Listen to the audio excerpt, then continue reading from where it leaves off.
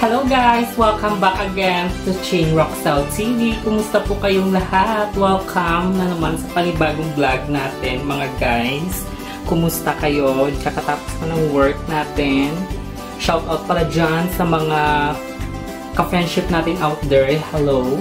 And shout out din pala dyan sa mga ka-YouTuber natin and also sa mga mahal nating OFW.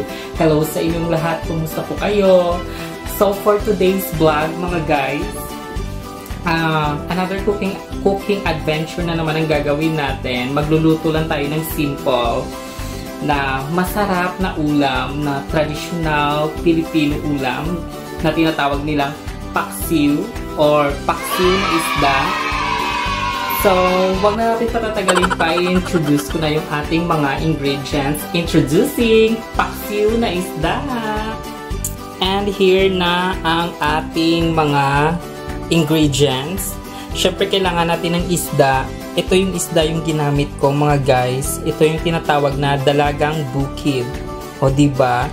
Dalag na dalag. Dalagang bukid, they called here gold band faciler. So, yan yung pangalan ng fish. Pwede kayong gumamit ng hasa-hasa. Pwede din kayong gumamit ng galunggong, any kind of isda, pwede din paksiw na bangos, pwede din. Tapos, eto, bitter melon or ampalaya, okra. Okra yung sinubstitute ko mga guys. Wala po kasi tayong talong. Tapos, Himalayan salt, 1 tablespoon at whole ground pepper, onion, garlic, ginger, tapos, sili pang paksiw at red chili para may konting anghang. Dato puti vinegar at olive oil. So, yan lang yung mga kailangan natin ng mga ingredients sa ating paksiw. So, let's get started! So, simulan na natin mga guys. Siyempre, papainitin natin yung ating kalan. At ito yung ating pan. So, naglagay ako ng konting dahon ng saging para, you know, traditional, chares. traditional effect. Yun na nga yung iba, binabalot nila sa dahon ng saging. Yung may isang klaseng pagluto ng paksiw is yung binabalot nila sa dahon ng saging. Like, maglagay ka sa dahon ng saging ng mga 2 piraso or 3 piraso na isda. Lagay mo dun yung mga sangkap, tapos balutin mo, itali mo, tapos ilagay. Yun yung ibang proseso din na pagluto ng paksiw. Pero ito, pwede mo naman ganitong pagluto na ilagay mo siya sa dahon na lang ng saging. So, umpisahan na natin. Heat, ilagay lang natin. Tapos, syempre, unahin natin yung ating isda. Yung ating fish. Yung ating dalagang bukid na fish. Ayan siya. So, na-slice ko na rin to yung ating isda kanina. Hindi ko na siya pinakita. Kasi, ready na lahat. Isasalang na lang. Patapos na natin ng work sa aking part-time job, mga guys. So, maaga naman ako natatapos, around 10 o'clock. Tapos, diretso na ako uwi. So, doon ako nag-vlog. May time na mag-vlog kasi mahirap talaga ang buhay. After that, mga guys, syempre, ilagay na natin yung ating mga sangkap. Oops, ayan siya. Madali lang to guys. Like 30 minutes lang to, luto na kaagad. So, mga ka-friendship, spread lang natin siya dyan.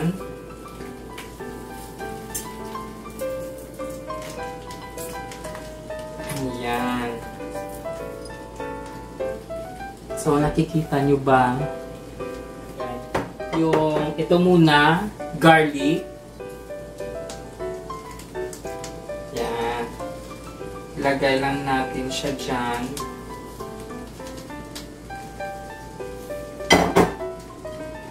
Tapos, yung ating ginger or yung luya. So, ito yung nagpapasarap sa ating paksiw.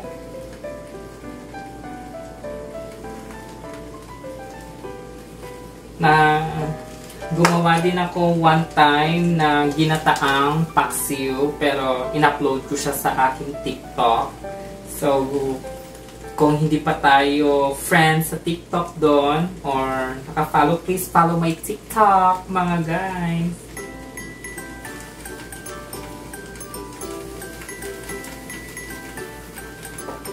Tapos yung ating sili, ilagay na rin. Oh, no! Ayan. Paksiw na isda. Mamaya na rin ilagay natin yung ating mga vegetable, mga guys. And then, tapos, syempre, mag-prepare ka ng water kasi tubig yung unang na ilalagay natin. So,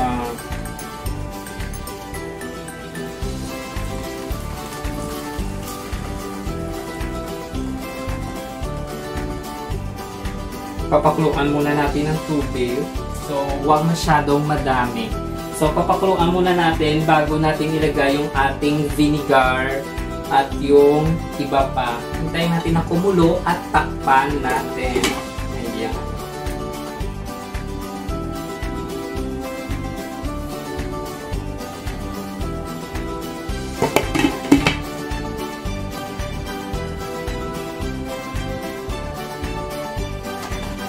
Ayan, kumukulo na yung ating tubig. Tapos, ilagay na natin yung ating 1 cup of vinegar. Usually, sinasabay yan. Pag nagpainit ka ng wok mo or yung cooking pan mo, ilagay mo na yung tubig at vinegar, salt, and whole ground pepper. Pero, kasi yun na nga mga guys, iba-ibang proseso yung pagluto. At ito yung nakita ko, ito yung inuna. So, sa isang YouTuber natin doon na nilagay niya, yun nga, hindi niya na binalot, nilagyan niya lang ng dahon doon. Tapos, inuna niya yung tubig, hinihintay niya lang ng kumulo saglit. Tapos, nilagay niya rin kaagad yung vinegar. So, ilagay na natin. So, ito, 1 cup of vinegar.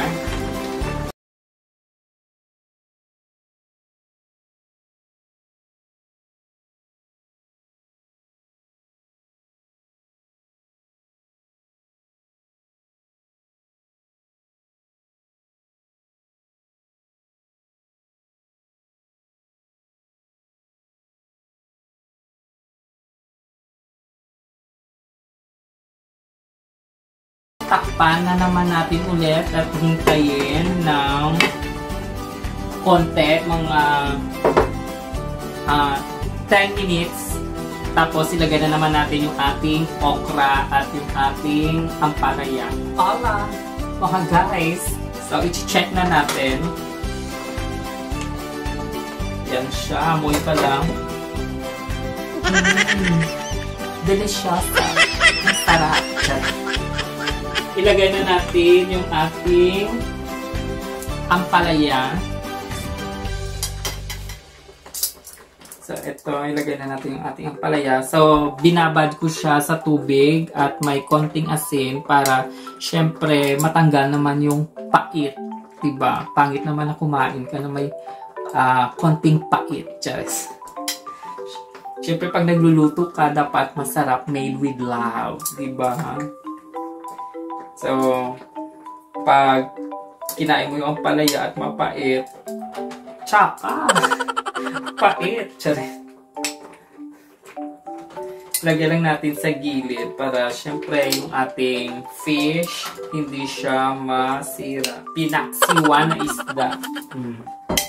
Actually, yung okra nga dapat huli na to kasi madali lang siyang lutuin pero okay lang. Carry na to. Daming vegetables, diba? Pag once na may gusto akong lulutuin, at may once na, syempre nanonood din ako ng mga YouTube, best in support din tayo sa mga ka-YouTuber natin. So, pag ano yung nakikita ko doon na luto nila at parang natakam ako, lulutuin natin yun. At gagayin yung kanilang recipe. Then, oh wait, yung mantika bago Oh no! patapos kasi ito na yung last. Tapos hintayin na lang natin ito na maluto. Maglagay tayo ng 1 tablespoon of olive oil. Pwede kayo gumamit ng kahit anong mantika. Isa akin olive oil. Ayan, 1 tablespoon lang.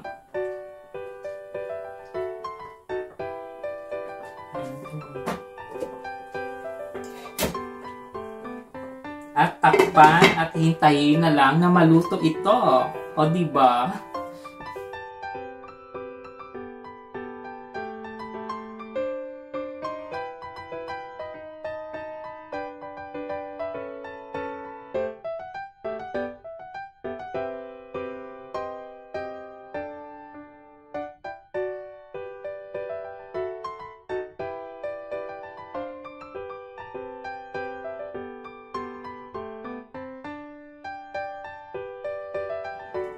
Hello guys! Welcome back again. Okay na yung ating paksiw. Luto na siya.